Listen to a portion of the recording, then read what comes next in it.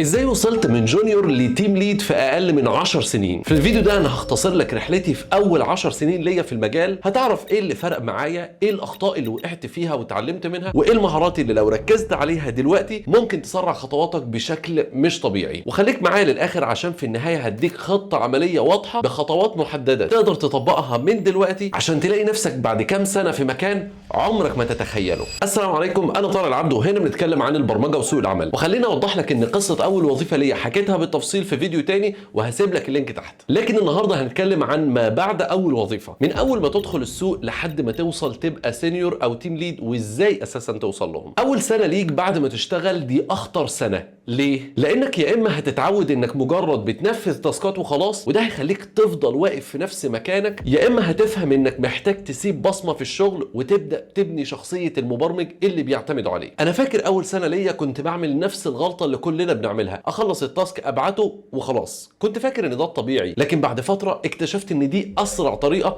تفضل بيها جونيور طول عمرك. اللي غير الموضوع معايا ان بدات اركز على 3 حاجات. اول حاجه، حاول تمسك مشروع كامل من اوله لاخره. لو مش متاح مشروع كامل يبقى فيتشر كامله، تبداها من الفكره، تحط التصميم، تكتب الكود، تعمل تيستس، وتبقى مسؤول عن اطلاقها، الديبلويمنت بتاعها، وكمان المشاكل بعد ما تطلع. انا عملت كده في مشروع صغير جدا في الاول، بس فرق معايا بشكل جامد جدا. حسيت ان بقيت فاهم الصوره الكبيره مش بس السطر اللي بتكتبه. تاني حاجه، انك تربط شغلك برقم. يعني ما تقولش انا خلصت المهمه، قول انا قللت الاخطاء 30%، انا سرعت وقت تحميل الصفحه نص ثانيه. الارقام دي هي اللي بتخلي شغلك باين ومتقدر. تالت حاجه، اني بقيت اكتب كل قرار تقني باخده. ليه اخترت الطريقه دي وليه ما اخترتش التانيه؟ عملت زي دفتر صغير كده بكتب فيه الحاجات دي، وصدقني بعد 6 شهور بس بقى عندي ثقه اشرح اي قرار قدام اي حد حتى لو سينيور. بعد اقل من سنه اتحولت من مجرد واحد بينفذ اوامر لحد يعتمدوا عليه ويقولوا ده ممكن يشيل فيتشر كامله. ودي الصراحه كانت اول نقله حقيقيه قربتني من مستوى الميد ليفل.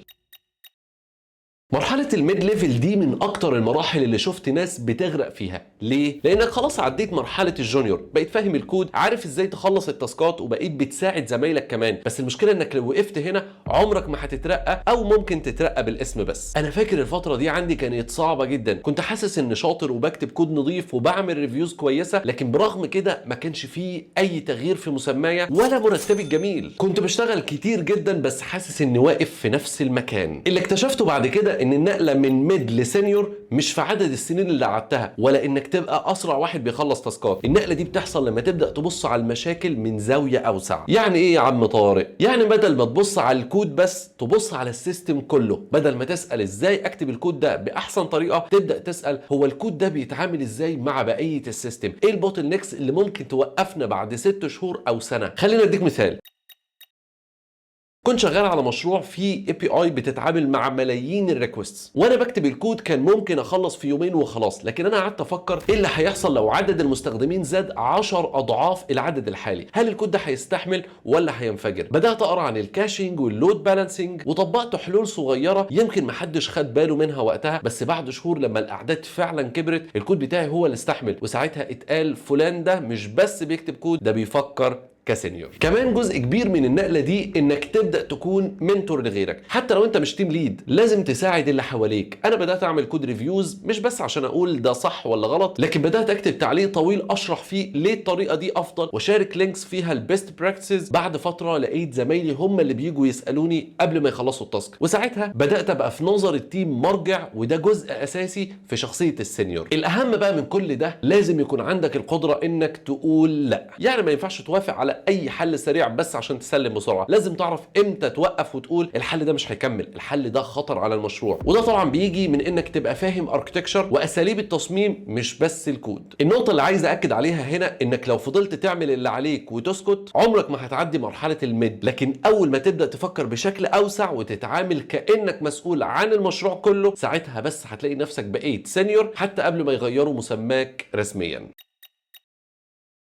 بصراحة النقلة من مرحلة السينيور دي كانت أصعب وأغرب نقلة في حياتي المهنية، بس قبل ما أقول لك ليه ما تنساش تعمل سبسكرايب عشان نكمل ال 100,000 مشترك الشهر ده. المهم ليه دي أصعب نقلة؟ لأنك طول ما أنت سينيور أنت في منطقة مريحة جدا، بتكتب كود، بتحل مشاكل صعبة، والناس بتبص لك على إنك المرجع اللي ينقذهم لما الدنيا تبوظ. بس أول ما تبقى تيم ليد اللعبة كلها بتتغير. أنا فاكر أول مرة اتعرض عليا إن أبقى تيم ليد، أول إحساس جه في دماغي كنت فرحان، قلت خلاص دي اللحظة اللي كنت بستناها، لكن بعد أسبوع واحد بس الفرحه دي قلبت لتوتر وضغط مش طبيعي. ليه بقى؟ لان فجاه لقيت نفسي مش مسؤول بس عن الكود اللي بكتبه، بقيت مسؤول عن ناس تانية، ناس ليهم شخصيات مختلفه، ليهم طموحات، ليهم مشاكل، وفي نفس الوقت الشركه بتبص لك كانك الضامن ان كل حاجه هتتسلم في ميعادها وان الفريق كله شغال كويس. واحده من اصعب اللحظات اللي فاكرها كويس جدا كانت لما اتاخرنا في تسليم مشروع مهم، وانا كسينيور كنت ممكن اعمل حركه مشهوره عند المبرمجين، اقول انا خلصت شغلي، المشكله مش عندي. لكن وانا تيم ليد ما كانش ينفع اقول كده، بقيت مضطر اشيل مسؤوليه الفريق كله، حتى الاخطاء اللي مش بايدي. ساعتها بس فهمت ان الليدرشيب او القياده مش لقب، دي مسؤوليه. واحده من الصدمات الكبيره انك تكتشف ان مش كل الناس في الفريق زيك، مش كل الناس عايزه تقرا دوكيومنتيشن 3 ساعات في اليوم او تجرب تقنيات جديده بعد الشغل. في ناس جايين يعملوا اللي عليهم ويمشوا، ودي كانت صعبه جدا عليا في الاول، لاني كنت متعود على ان كل اللي حواليا يكونوا بنفس الحماس بتاعي. اللي اتعلمته هنا ان دورك كتيم ليد مش انك تخلي كل الناس نسخه منك، لكن انك تعرف ازاي تطلع من كل واحد احسن حاجه يقدر يعملها. وافتكر مره تانية كان عندي مبرمج في الفريق اداؤه ضعيف جدا وكنت متضايق منه جدا، لكن بدل ما هاجمه قعدت معاه وبدات اساله ايه اللي معطلك. اكتشفت ان عنده مشاكل شخصيه مأثره عليه وما كانش قادر يركز. مجرد اننا اتكلمنا واديت له مساحه وحاولت افكر معاه، اداؤه اتغير بشكل كبير بعد كده. اللحظه دي علمتني ان اداره الفريق مش كلها كود، دي كمان انك تكون قريب من الناس وتفهمهم. واكتر درس مهم في المرحله دي انك لازم تتعلم تقول مش هقدر اعمل ده لوحدي. قبل كده وانا سينيور كنت بحاول اثبت نفسي ان اقدر اشيل اي حاجه، لكن وانا تيم ليد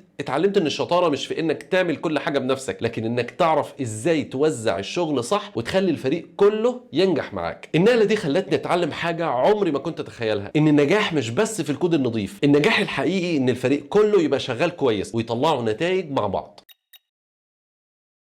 انا اشتغلت في اماكن كتير جدا على مدار سنين، وكل مكان كان مدرسه لوحده. في شركات لقيت فيها دعم حقيقي، المديرين كانوا شايفين ان نجاحك هو نجاح الشركه، كانوا بيدوك مساحه تجرب وتغلط ويقفوا وراك. الجو ده كان بيخليك تنمو بشكل مش طبيعي. لكن على الناحيه التانيه في اماكن تانيه كانت عكس كده تماما، بيئه سامه بمعنى الكلمه، اداره عايزه تتحكم في كل نفس بتاخده، مايكرو مانجمنت طول الوقت، عملت ايه، خلصت ايه، طب ورينا كل خطوه بتكتبها. واللي اصعب من كده انك ساعات تلاقي قرارات من فوق بتنزل عليك كانها اوامر عسكريه من غير ما حد يفكر هل القرار ده منطقي ولا لا. وساعتها بتكون في النص، لا انت قادر تقتنع ولا قادر تقول لا، وفي نفس الوقت فريقك متاثر ومضغوط. انا فاكر مره كنا في مشروع كبير جدا وكان واضح انه محتاج على الاقل 3 شهور عشان يخلص. فجاه الاداره قررت احنا عايزينه يخلص في شهر واحد بالكتير. طبعا الضغط كله وقع علينا وكنا بنشتغل في الاجازات، لدرجه اشتغلت انا والتيم اكتر من 14 ساعه وفي يوم سبت اللي هو اجازه وفي الشركه. وده موقف كنت محتاج اختار فيه، هل اقول تمام حاضر واحرق الفريق ولا اواجه الاداره واقول لا. ساعتها اتعلمت ان جزء من دورك كتيم ليد مش بس تدير فريقك، لكن كمان تحميهم من القرارات الغلط. وفي نوع ثالث من البيئات اللي انا بسميها النص نص، يعني مش سامه بالكامل ولا صحيه بالكامل. فيها مدير كويس ومدير تاني معقد، فيها سيستم حلو في جزء وجزء تاني ملخبط جدا. والتحدي هنا انك تعرف ازاي توازن، تاخد الحاجات الكويسه وتستفيد منها، وفي نفس الوقت تحمي نفسك وفريقك من الحاجات الوحشه. اللي اتعلمته بقى ان البيئات دي كلها سواء الكويسه او التوكسيك علمتني دروس مش هتعلمها في اي كورس. البيئه الكويسه علمتني ازاي ادعم واثق في الفريق، البيئه التوكسيك علمتني ازاي احافظ على نفسي وما اسيبش الضغط يكسرني وازاي اقول لا، والبيئه النص نص علمتني ازاي اكون مرن واتاقلم مع اي ظروف.